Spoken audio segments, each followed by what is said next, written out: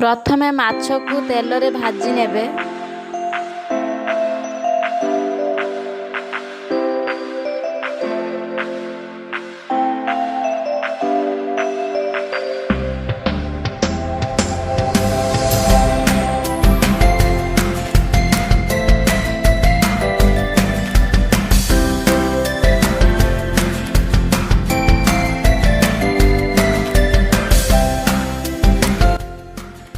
ଏବେ କରେଇରେ ତେଲ ଗରମ କରିବେ। ସେଥିରେ ଛେଚା ହୋଇଥିବା ରସୁଣ,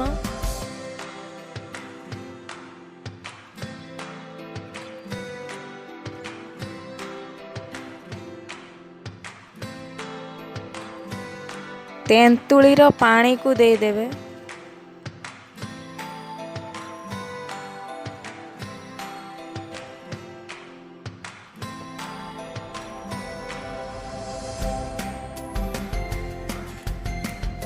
ଏଥିରେ କିଛି ଜିରା ଗୁଣ୍ଡ, ଲଙ୍କା ଗୁଣ୍ଡ,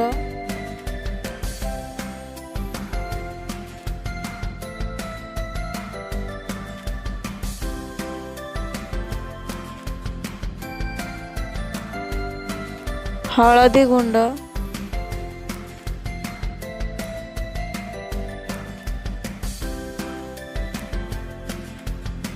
ଓ ସ୍ୱାଦ ଅନୁସାରେ ଲୁଣ ଦେଇଦେବେ।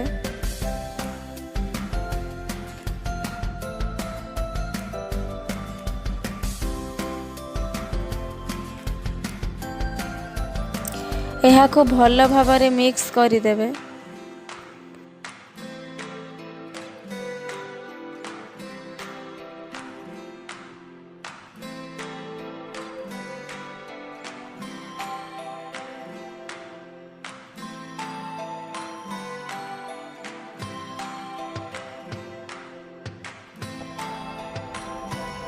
ତେନ୍ତୁଳି ଖଟା ହେଇଥିବାରୁ ସେଥିରେ ଅଳ୍ପ କିଛି ଚିନି ଦେଇଦେବେ।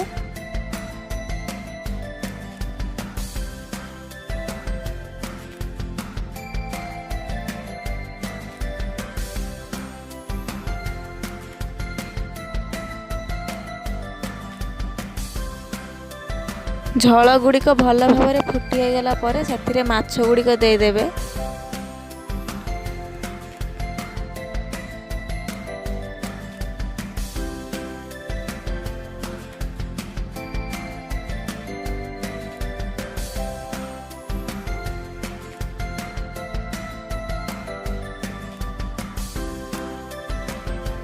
ଏବେ ଆମର ପ୍ରସ୍ତୁତ ହୋଇଯାଇଛି ତେନ୍ତୁଳି ଦିଆ ମାଛ ଚଡ଼ଚଡ଼ା।